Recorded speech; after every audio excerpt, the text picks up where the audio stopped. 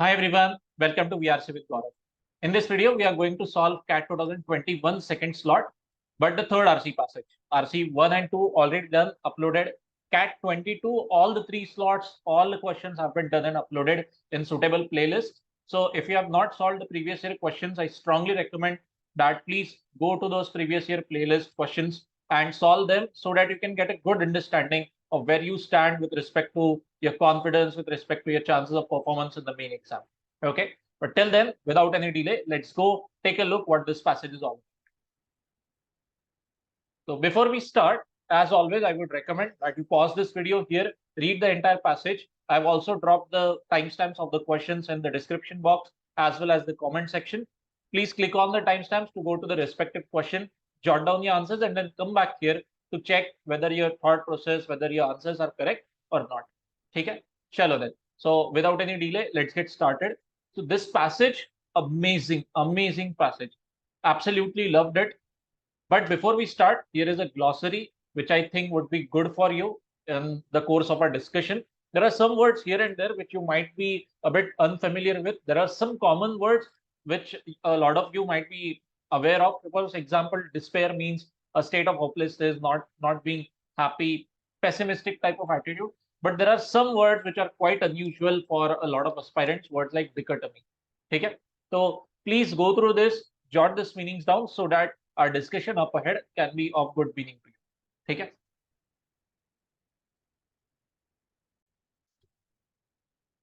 So what this passage is discussing is, the first of all, we have to understand the genre here. The genre is super solid, sure short, you can call it as social sciences. Context काफी हद तक history type है, but within history we are not discussing any specific event like भाई third battle of Panipat or the second world war का कोई incident हो. What we are discussing is a concept, is an ideology with respect to what was going on, let's say about 150 years ago, with respect to India, the freedom struggle, India being under the yoke of colonialism, all that stuff. So यहाँ पर देखो, in order to make the discussion easy and in order to be able to discuss everything smoothly in one go, I'm not going to walk you through each line by line or sentence by sentence. What I'll do is I'll paint the entire picture of the first couple of paragraphs in a good to understand pictorial format, or let us say in a graphical format, and then we'll discuss the last paragraph so that our entire discussion remains one coherent piece. Otherwise, आप देख सकते हो, like in the passage, there are a lot of breaks here and there. So, and the sheer size of the first paragraph also, I am guessing that it must have scared off a lot of aspirants in the main exam also. क्योंकि immediately एक तो देखो history बहुत सारे aspirants का थोड़ा सा week area होता है. Secondly, looking at such a paragraph, then once again, when you read the first 4-5 sentences, it becomes a really tricky situation to find yourself in. 40 minutes timer is ticking, and you start feeling quite underconfident with respect to the entire narrative. So, in order to avoid this disjointed statement becoming a kind of obstacle in our discussion, that is why एक साथ में दो paragraphs क्या बात कर रहे हैं, I'll try to put before you. ठीक है? So try to pay attention to what is going on, and for that you would need to understand, or for that you would need to go through the first couple of paragraphs अच्छे से. ठीक है? So please don't be lazy. Go through the first couple of paragraphs on your own, and then you'll be able to get the hang of our discussion. चलो आते. So for the sake of ease of discussion, एक काम करते हैं. क्या हुआ है? Author says देखो, जब अंग्रेजों का हमारे ऊपर राज था, तो what there were some people who were trying to put into correct ideas. They were trying to put into appropriate framework the idea of India as a nation. ठीक है? And that यार हम खुद एक अच्छे देश है, तुम लोग प्लीज यहाँ से निकलो. Okay? So what was going on is, of course, Indian nationalists versus colonists, मतलब कि जो Britishers were ruling on us. So all throughout the passage you can see the word nationalist coming in. तो थोड़ा सा inconvenient है ये word use करना. To make our discussion simple and easy to understand, let's call these guys a Team India. ठीक है? तो आने आने वाले जो भी explanation में, whenever I say Team India, I'm not referring to any sports team, Indian cricket team.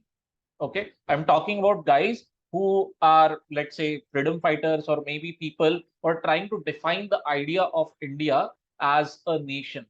Okay, independent nation. And then colonies, matlab I'll try to refer to them as Angrez. Okay, all right.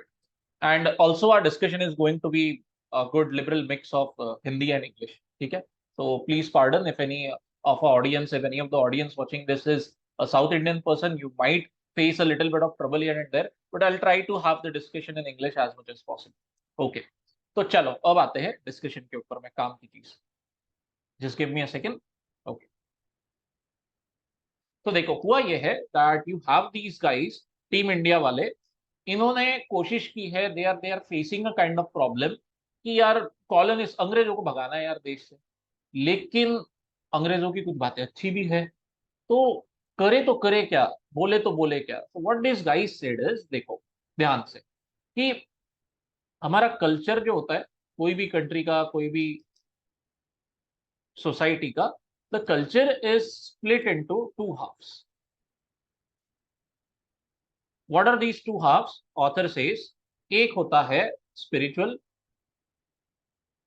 ठीक है जी, और एक होता है material. Alright. So what about these things?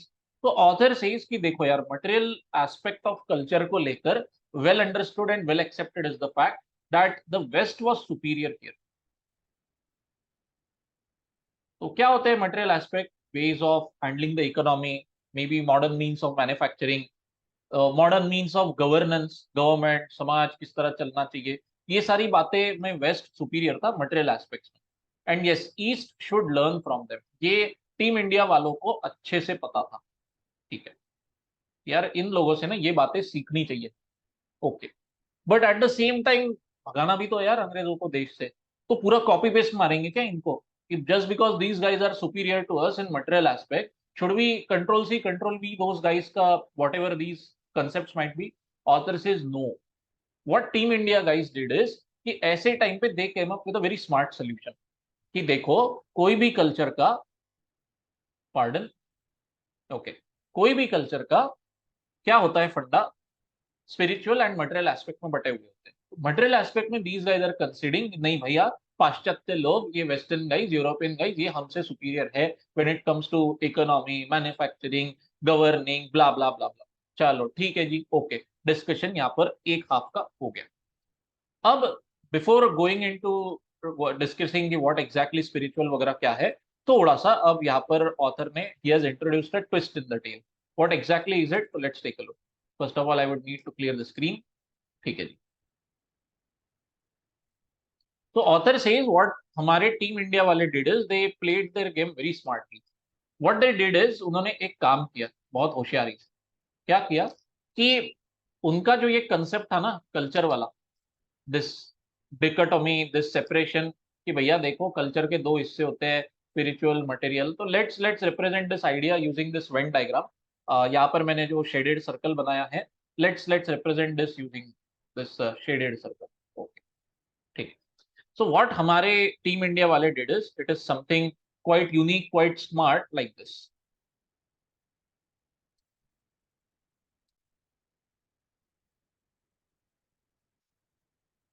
उन्होंने क्या बोला कि there is another bigger idea out there.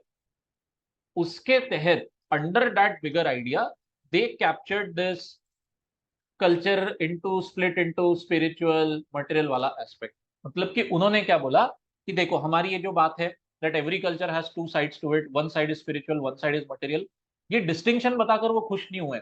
They are now upping their game, they are moving ahead. आगे भागते हुए क्या बोलते हैं कि हमारा ये जो आइडिया है ना, ये तो और भी एक बड़े आइडिया का हिस्सा है. एंड व्हाट इज दैट बड़ा सा आइडिया? तो चलो देखते हैं. What was this guy were saying is कि यार देखो, बड़ा आइडिया इज दिस कि कोई भी समाज आप उठा लो, कोई भी वर्ल्ड उठा लो, एक होता है इनर एस्पेक्ट उसका, और एक होता है उसका आउटर एस्पेक्ट. अच्छा जी, ठीक है, एलैबोरेट करो जी प्लीज. तो इंडियन कॉन्टेक्स्ट में व्हाट हमारे टीम इंडिया वाले did is they said inner मतलब घर का समझ लो, घर वाला, घर की बातें, अंदर की बातें, वाइस अपोजिट टू बाहर की बातें. So the way this author has written is it Bahir, okay? But in interest of pure Hindi, I'm going to pronounce it as Bahar only, okay? This is थोड़ा सा बाहिर लिखना, ये थोड़ा सा ना ब्रिटिश इंग्लिश टाइप एंगल हो गया. वो लोग साहेब को साहिब लिखते थे. If you must have come across थोड़ा सा कॉलोनियल टाइम का literature, A lot of times if you see translation of Munshi Premchand के writings from Hindi to English, तो उसमें आपको साहेब की जगह साहिब मिलेगा. Okay, SAHIB. चलो, एनीवे वी आर डाइग्रेसिंग. तो author says rather this team India वाले क्या बोलते हैं कि जो ये बाहर की दुनिया है ना, ये बाहर की दुनिया मतलब मर्दों की दुनिया, मटेरियल एस्पेक्ट्स सारे के सारे, और जो घर की दुनिया है ये महिला की है.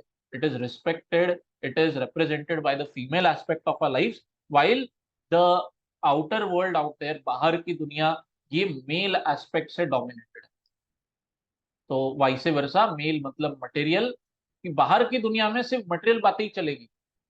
पैसा कितना है बताओ, ताकत कितनी है बताओ, हथियार कितने हैं ये बताओ. बट अंदर की जो बात है, घर की जो बात है, दिस इज काफी प्योर, दिस इज स्पिरिचुअल. ऐसी आइडिया के तहत ऑथर से टीम इंडिया वालों ने सुपर इम्पोज किया उनके ये कल्चर का डिफरेंशिएशन, कि this dichotomy, this separation of culture into spiritual and material aspect, इसको लेकर प्रोमोट किया और एक बड़ी पावरफुल आइडिया में, ऑफ दिस इनर आउटर वाला एस्पेक्ट. और ये कहां पर लिखा है पैसेज में? It is written over here. Let's walk through this. कि द डिस्कोर्स ऑफ नेशनलिज्म, ये जो मटेरियल एंड स्पिरिचुअल वाला जो डिस्टिंक्शन था, it was condensed into a much more powerful, ideologically much more powerful dichotomy. क्या चीज? Of outer and inner. What is this outer and inner? Home and the world, घर and बाहर. Okay, inner outer, home and the world, घर and बाहर. All right. तो I hope that so far you are with me. And थोड़े से gender role भी assign कर दिए हैं, दैट अंदर का जो है ना, घर की जो बातें हैं, ये स्पिरिचुअल है, ये थोड़ी पवित्र रहती है. बाहर की जो दुनिया है ये जरा प्रोफेन है. प्रोफेन मीनिंग थोड़ी vulgar. Okay, where everything is materialistic in aspect. पैसा कितना, ताकत कितनी, बस ये बता चल, और ज्यादा बात नहीं करना हमसे. Profane activities, this is what the author has used as the. And ये जो बाहर की बातें है ना, प्रोफेन, पैसे ताकत की, ये घर के अंदर नहीं लाना प्लीज. ऐसा हमारे टीम इंडिया वाले लोगों ने ऐसी फिलॉसफी में खुद का एक्सप्लेनेशन दिया regarding the idea of India as a nation. So थोड़ा सा अगर आपको वेग लग रहा होगा तो स्टे विथ मी.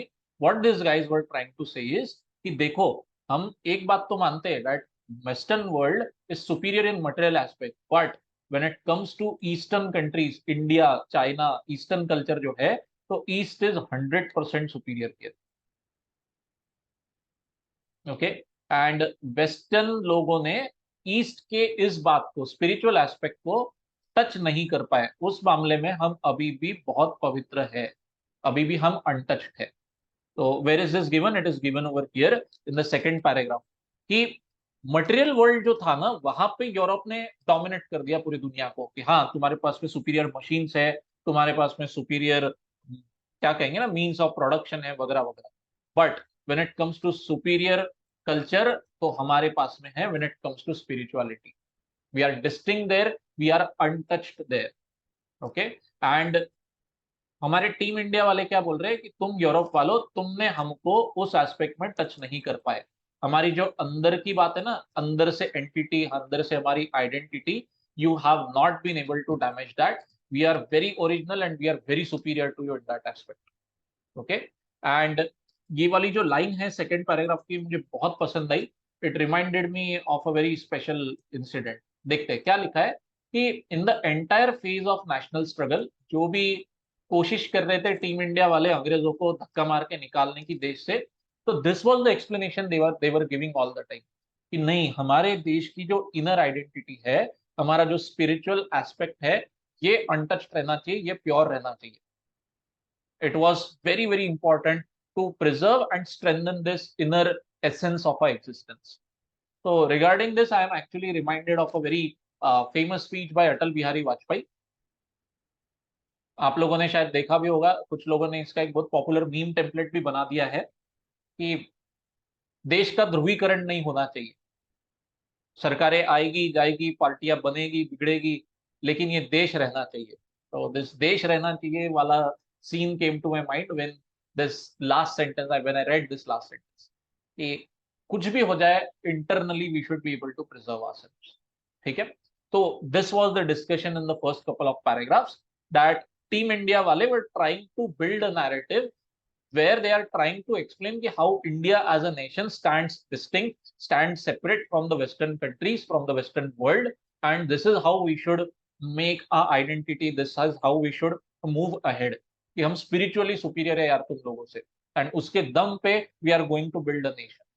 ठीक है, तो इट्स माय रिक्वेस्ट कि लास्ट पैराग्राफ के डिस्कशन के लिए I would need to clear the screen, तो I would recommend that you pause this video here, jot down this क्या बोलेंगे इसको, tree diagram type, Venn diagram type, whatever I have made on the screen, and then we can move ahead. Okay, तो please pause it here, jot it down very quickly, and then you can play the video again. Now when we come to the last paragraph, first sentence, तो देखो थोड़ा सा यहाँ पर ना clarity नहीं है, because whatever the source of this RC passage might have been, the author, the question creator did not pick it completely. बहुत जगह से random pieces उन्होंने उठाए हैं, that's why you can see a lot of disjointedness coming in over here and here, like this dot dot dots that you can see. तो उस वजह से कई कई पे ना comprehension of the passage थोड़ा loose है, it's not completely airtight, but still we'll try to understand what he means over here in the first sentence of last paragraph.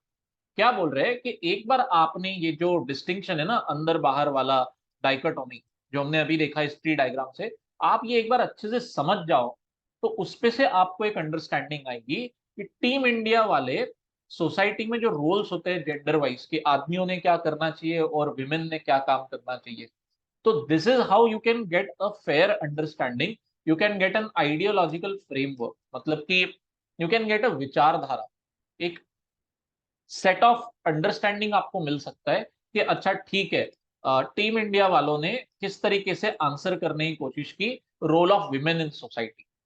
Now women's question, अगर इस पार्ट के ऊपर में you guys were let's say थोड़े से wondering कि what exactly is the women's question, कहीं पर भी पैसेज में तो दिख ही नहीं रहा है कि women are asking some kind of question, किसी ने तो कोई सवाल जवाब किया ही नहीं. तो in that respect you are absolutely right कि पैसेज में क्लियर नहीं हो रहा है कि what aspect of women's question, what aspect of women's role are we discussing, and even this first sentence is not explaining that with completely 100% clarity के साथ, ऐसा नहीं हुआ है. तो कहीं ना कहीं वहां पर थोड़ा सा हमको लाइटली चलना चाहिए, but thankfully the second sentence of this para makes the job very clear. आखिरी के जो दो सेंटेंसेस है ये क्लैरिटी के साथ समझना बहुत जरूरी है, because as it turns out उसके ऊपर में क्वेश्चन भी है एक दो वेरी इंपॉर्टेंट. तो whoever made this RC passage knew what he is doing. Absolutely superb cat quality passage and question making. तो चलो देखते हैं क्या हुआ है आखिरी पैसेज, आखिरी पैरा में. अभी देखो, कॉलोनिस्ट थे अंग्रेज लोग, और एक साइड में है हमारे नेशनलिस्ट लोग, टीम इंडिया वाले. ठीक है, तो ऑथर ने तो हमको बता दिया है कि ये नेशनलिस्ट वर्सेस कॉलोनिस्ट, ये तो धो ही रहे थे एक दूसरे को, नेशनलिस्ट वाले पिटाई करने की कोशिश कर रहे थे कॉलोनिस्ट की. बट अब लास्ट पैराग्राफ में author has introduced a third party in the discussion by the name of liberals. ठीक है, क्या हुआ, कौन है ये लिबरल लोग, ज्यादा आइडिया नहीं है उनके बारे में, बट ऑथर सेज कि लिबरल लोगों के हाथ से एक मिस्टेक हुई when it comes to interpreting nationalist लोग, when it comes to interpreting team India का थॉट प्रोसेस. तो इस वजह से क्या हुआ है, यू हैव अ सिचुएशन जहां पे अब हमारे जो टीम इंडिया वाले हैं अब ये लिबरल्स के भी अपोजिट हो गए. ओके, इट्स लेट अस से team one is team India, team two is liberals. Okay, alright, क्या हुआ है एग्जैक्टली, लिबरल्स लोगों ने क्या गलती की, लेट्स हाईलाइट दैट पार्ट. उनको था यार लाइफ में बहुत ही सैडनेस, लिबरल लोगों को बहुत पेसिमिस्टिक, बहुत ही सैड है ये लोग. क्या बोलते हैं कि नेशनलिस्ट लोगों ने ना यार समाज में कुछ नया ही नहीं किया, they are still very conservative in their nature. Conservative in the sense, please go back to the glossary, you can find the meaning there. Something which is rooted in tradition, something which is opposed to change. So ये liberal gang जो है ये क्या बोल रही है कि यार टीम इंडिया वाले नेशनलिस्ट लोग जो है they are not changing, they are very rigid about mindset, they are old school mindset है इनका.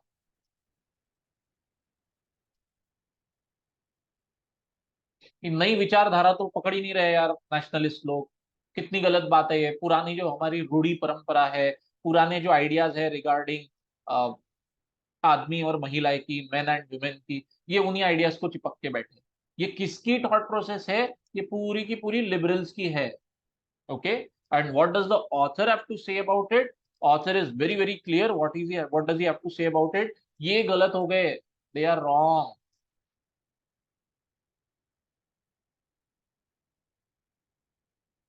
क्यों? बिकॉज ऑथर सेज, देखो आओ मेरे साथ, ऑथर सेज कि it would be a grave error to think this. आप अगर ऐसे लिबरल्स की तरह सोच रहे होंगे ना कि नेशनलिस्ट लोग मतलब पुरानी परंपरा को ही चिपक के चल रहे हैं, it is not that. The nationalist they were not doing a total rejection of west. मतलब कि इसका मीनिंग क्या हुआ? On the contrary, quite the contrary, what is happening?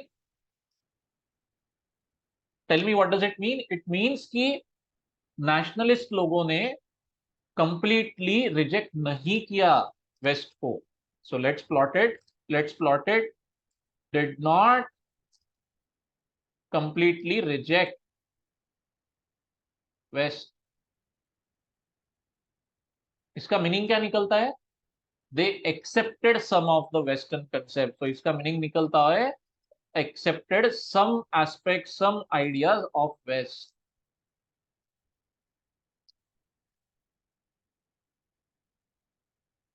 कि वेस्टर्न फिलोसॉफी, पाश्चात्य थॉट प्रोसेस की कुछ बातें इन्होंने एक्सेप्ट कर ली।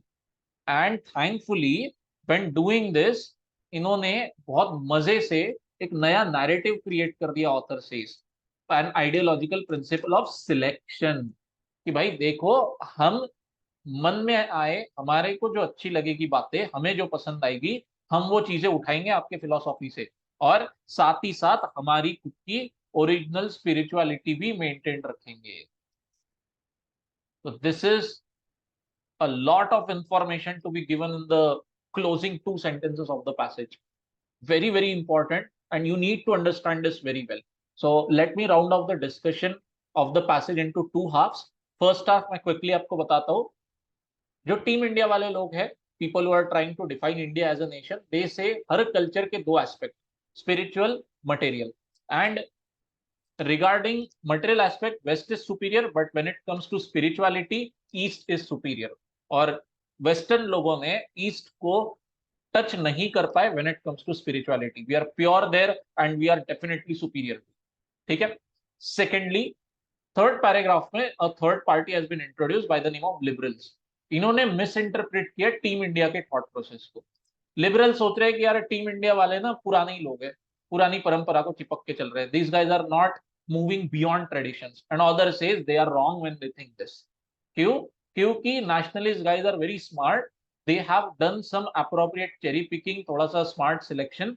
दे have accepted some ideas of the west and at the same time also pushing this narrative, नहीं, स्पिरिचुअलिटी के मामले में हम बेटर हैं। So all in all, where does the author lie in this? Author is definitely not on the side of liberals. He is fairly strongly inclined towards the gang of nationalists। ठीक है, ये बहुत ज्यादा important है समझना, क्योंकि इसके ऊपर में आराम से एक दो क्वेश्चन है हमारे पास। Okay, so this is the short में discussion regarding the passage. Please let me know if any doubts in the comment section. Till then, let's go attack the questions now.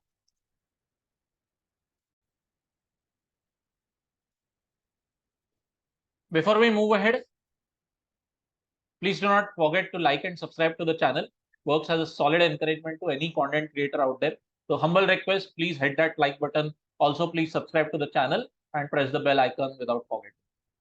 Till then, let's go to the first question now. Very, very important, very good question. And if you have understood the passage properly, you'll be able to understand कि जो team India वाले लोग हैं, ये life में कौन सा contradiction face कर रहे थे। What is meant by contradiction? Opposite forces.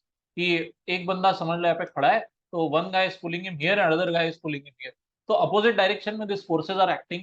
तो ऑथर सेज कि टीम इंडिया वाले भी इस प्रकार की सिचुएशन में थे, a sort of confusion happening. So what is the confusion? What is the difficulty that they find themselves with? And the difficulty is very straightforward. They want the Western guys kicked out of the country, but at the same time उनसे अच्छी चीजें adopt भी करनी है। देखो, very clear cut, I highlight it for you. Indian nationalist guys, उनको यार हकालना भी है, निकालना भी है वेस्टर्न लोगों को कंट्री से, बट उनसे जरूरी है उनको निकालने के लिए उनसी चीजें सीखना। The colonised people had to learn superior techniques of the western life and incorporate them within their own cultures. मतलब इमेजिन करो आपके घर में आके एक चोर बैठा है, अब उस चोर को आपके घर से निकालना है आपको, तो उस चोर के ही तौर तरीके आपको सीखने पड़ेंगे। है ना सरप्राइजिंग बात। What you will think is कि नहीं नहीं इसको जल्दी निकालो, but I am telling you कि नहीं, सीखो, बैठो सीखो उस चोर से चार चीजें और फिर उसको निकालना। यू विल बी लाइक पागल हो गए क्या? But no, this was what is true, this is what was happening with respect to this situation and that is why the correct answer becomes what? Correct answer is B, कि निकालना भी है colonial लोगों को, but at the same time you also have to learn from them in the material aspects of life. This was the contradictory pull as highlighted before you over here in the first paragraph. ठीक है, option C बिल्कुल दूर दूर तक select नहीं करना, author आपको डंडे मारेगा। क्या लिखा है ऑप्शन सी में? कि हमको सीखना पड़ा स्पिरिचुअल स्पीयर में अंग्रेज लोगों से, बिल्कुल नहीं। Look at the second para, what is the team India guys saying कि नहीं, हम स्पिरिचुअल एस्पेक्ट में बहुत गॉड लोग हैं, तुम हमारे आसपास भी नहीं आ सकते। Okay, and option A and D में अगर आपको कंफ्यूजन है तो there is one very easy way to break this lock jam. Both A and D are sort of similar in there, तो दो आंसर्स तो आपके हो नहीं सकते ना। अगर आप ए सिलेक्ट करने जाते हो वेर इट इज सेड कि यार India was inferior when it comes to science, still we have to beat the colonial guys, true, the sentence is very true. And what is D? कि हम spiritually superior है but हमको लड़ना है colonial लोगों के against. Yes, both statements are true and they go hand in hand with each other. How can you have a situation where you are selecting one of those two guys? अगर आप ए करते हो select तो D भी आपको करना ही पड़ेगा। ठीक है, so very simple, the two options take care of each other and both get negated out at the same time. ठीक है, so I hope that you understood the question and the explanation. Still, if any doubts, please let me know. I've tried my best to explain the passage in detail so that the questions can be done in a very quick format. ठीक है, चलो let's go ahead without any delay. Second question now. बहुत बहुत बढ़िया। अब आपको सोचना है कि भैया लिबरल लोग क्या बोलते थे टीम इंडिया के बारे में। Okay, be very clear about this blue wala part which I have highlighted over here in the last para.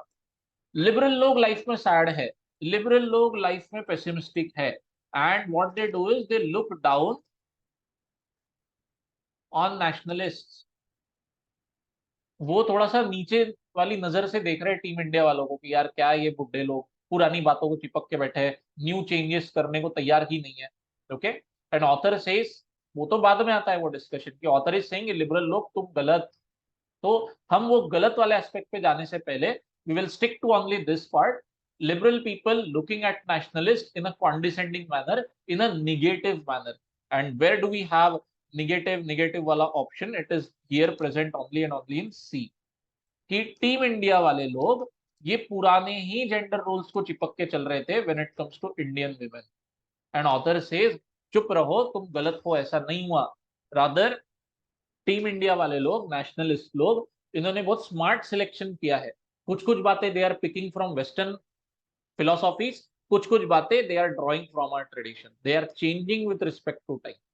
ठीक है, other options A B and D, they are actually very positive and they are on the side of Team India, on the side of this nationalist guys. Option C is the only option which is on the side of liberals और आपको वही option ढूंढना है. That is what the question wants you to find. कि liberal वाली team को reflect करने वाला कौन सा स्टेटमेंट. ठीक है, so I hope that this is also clear to you. Once again I am saying A, B and D options, they are all on the side of Team India वाले लोग, all on the side of nationalist वाला opinion. Still, if any doubts, please drop them in the comment section. More than glad to help you. Okay. Chalo then. With that, let's go to the third question now.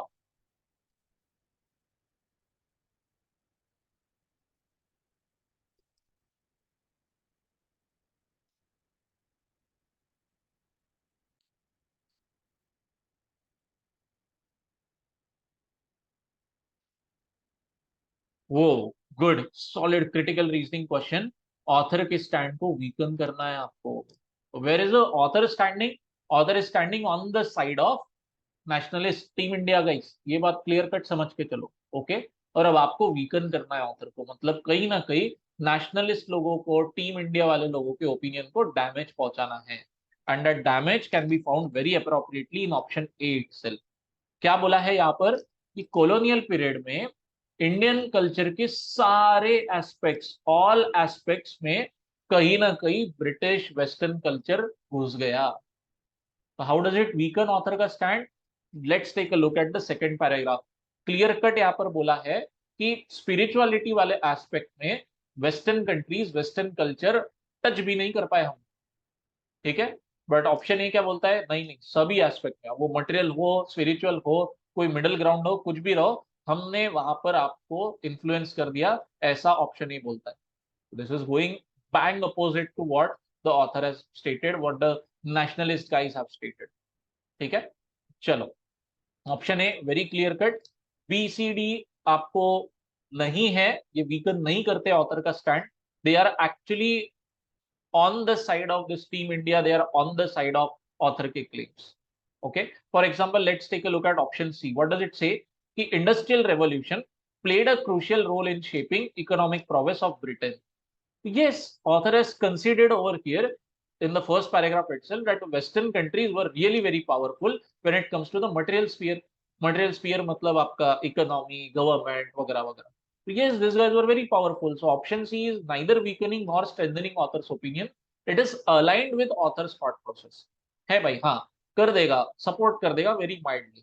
But we are looking for weakening. We are looking for opposite remark जो सिर्फ और सिर्फ A में दिया, ठीक है। Still, if any doubts, do let me know in the comment section.